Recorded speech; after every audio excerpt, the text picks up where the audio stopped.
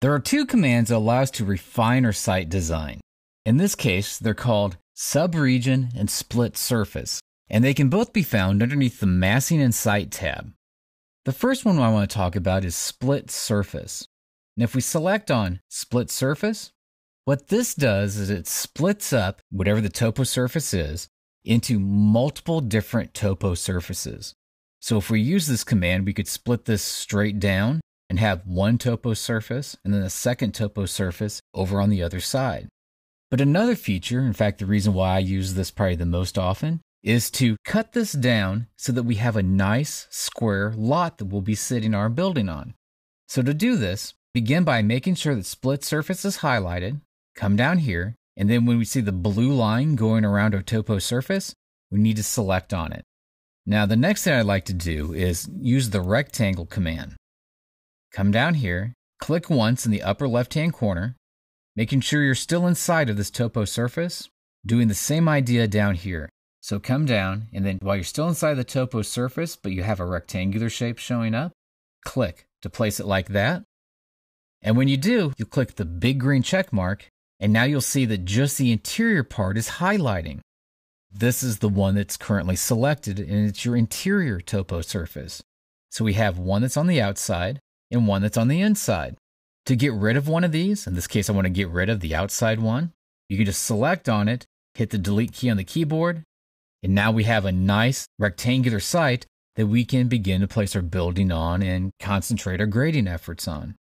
So splitting the surface is good for breaking up the surface into multiple components, as well as cleaning up your individual surface that you're trying to work with. Now, the other thing, though, that you can do is called a subregion. And if you use the subregion command, in this case, what I'd like to do is start to draw in right along the surface here a shape.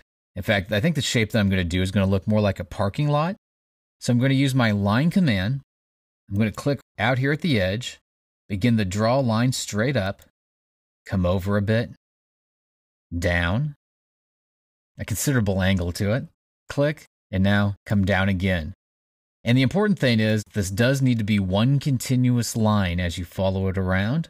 And now this is a new parking lot area. Ultimately, we would place our building right over here, so we have the parking lot in front of the building.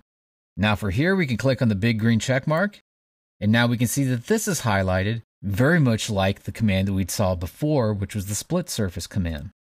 The difference is between these two, even though they're highlighting individually, they're still part of the same surface.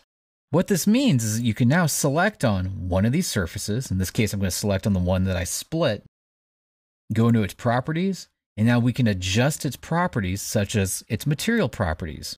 So I'm going to click where it has the word materials underneath properties, and then pick where it has by category and activate this menu. I need to pick other material here that we can see that's going to represent our parking lot. Cast in place concrete will work. So I'll click on OK to that. It's going to say it doesn't support that surface pattern, but I don't worry about that. We'll just click on OK. And now you can see that I have this concrete pattern, and we could do this again and again by continuing to do subregions throughout the site and then giving new materials to each of those. As a result of that, they'll render appropriately, they'll start to look nice, and by using the subregions, you can create sidewalks, planting areas, and a wide variety of other things throughout your site. So, split surface allows you to split the site up in more than one component, while subregion allows you to keep that site as all one piece, but then assign materials and generally manipulate those shapes to create different kinds of site conditions.